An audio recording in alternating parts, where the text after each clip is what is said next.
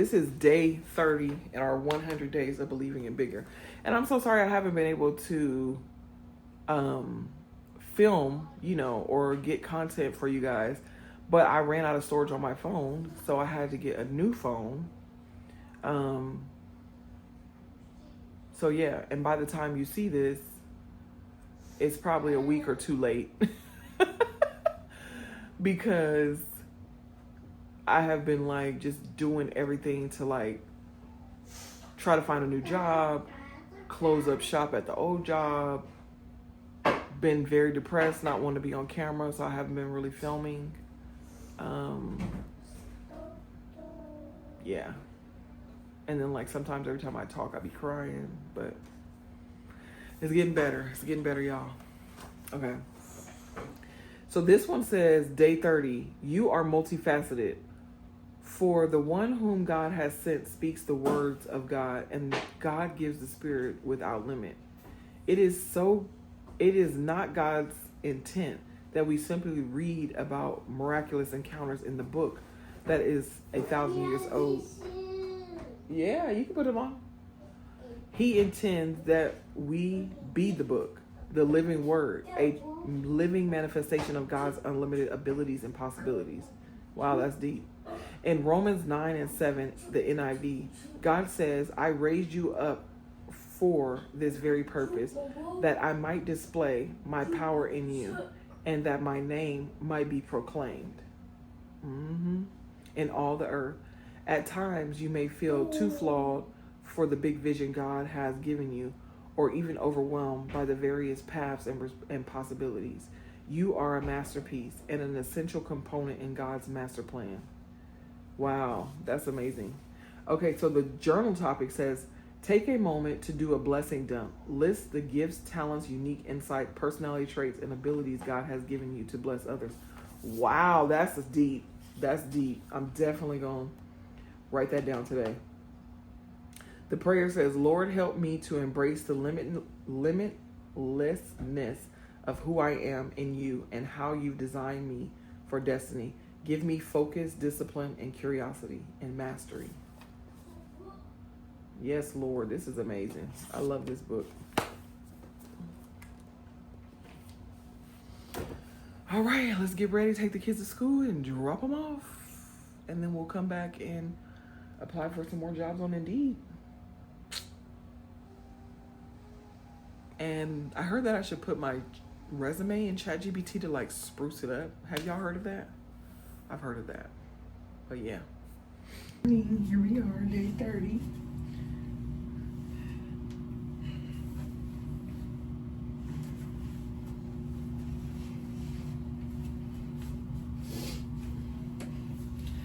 I'm feeling good. I am feeling exhausted though. But other than that, I'm feeling good. How are y'all feeling? Are y'all feeling good? Child, I've got a job interview tomorrow. I'm so tired of all these job interviews.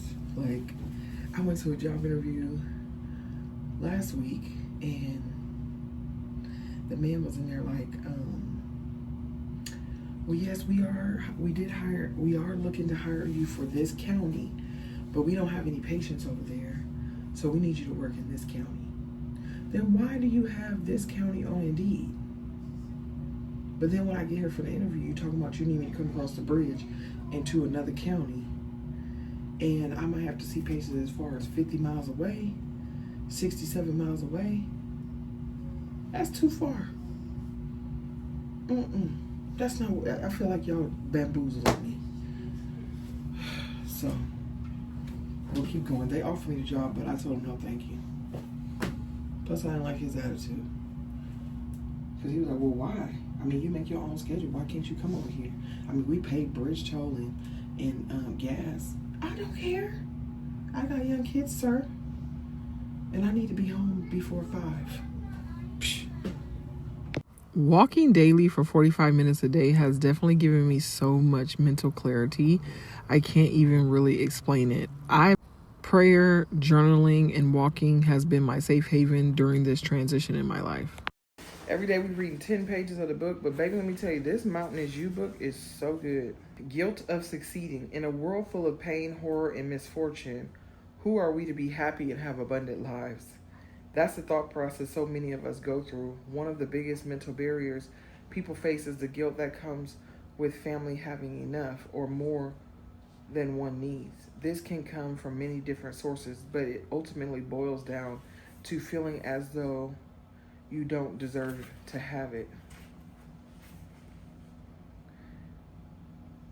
When it comes to success, guilt is an unfortunate common emotion, especially for the good-hearted people who want to do the right thing. When it comes to success, guilt is an unfortunate common emotion, especially for good-hearted people who want to do the right thing and live authentic lives. How to resolve this? Please realize the most extremely successful people have no guilt whatsoever. In fact, this feeling usually comes up when you're stepping between not having enough and having enough. What you have to realize is that money and success are tools.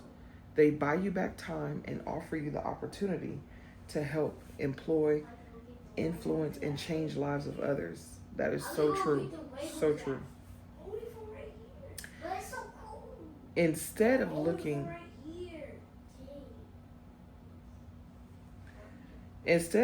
at your success as a status differentiator, which will always make you feel bad and uncomfortable, see it instead as a tool with which you can improve and make positive things in the world happen and in your own life. Yep. That's so true. That's one of my biggest things is like, I want to be able to make it just so I can be able to help not only myself and my kids, but other people, you know, and my family as well. Like, my mom and I don't have the best relationship at all. But one of the things that I dream of, Zion, I'm on the phone, baby, you're loud. My mom and I don't have the best relationship in the world, but one of the things I always dream about is buying her house. She's 62 and she's homeless. She's a medical field worker. She's an RN nurse. And I mean, she's not sleeping on the street, but she doesn't have a home of her own. And she sleeps in her car, or she sleeps at my house or my sister's house or her friend's house. So she's essentially homeless, like she's couch surfing. And she used to live with me. When I went through my divorce and I lived in my house, I found out she was homeless then and I moved her in. But it was really tough emotionally and just mentally, you know, just dealing with her. She's a hoarder, which is so crazy, right? And her last place she had before she became homeless was my old condo. So like when I got married, I gave her my condo because she was homeless. So I don't know. She keeps saying that she's gonna get a place, but she just won't. And I don't know why, but that's one of the things. Like, I want to be able to buy her a house, even if it's like a small 3-bedroom house, just a house for her to have her own room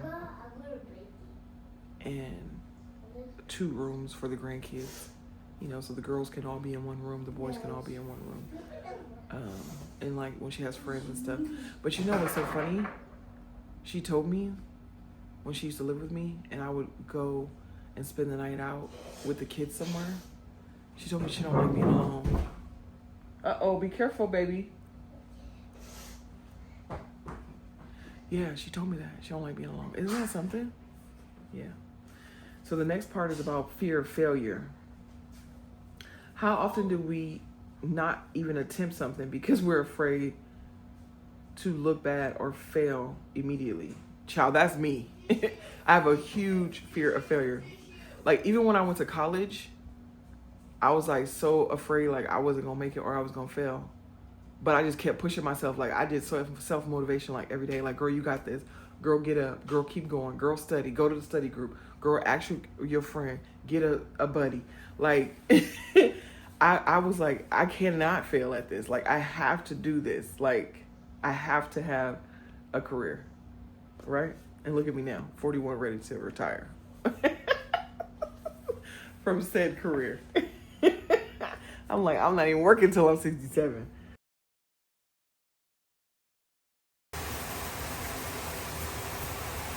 This is our lunch for today. We got ground turkey, 4 ounces of ground turkey, broccoli, an apple, and a LaCroix.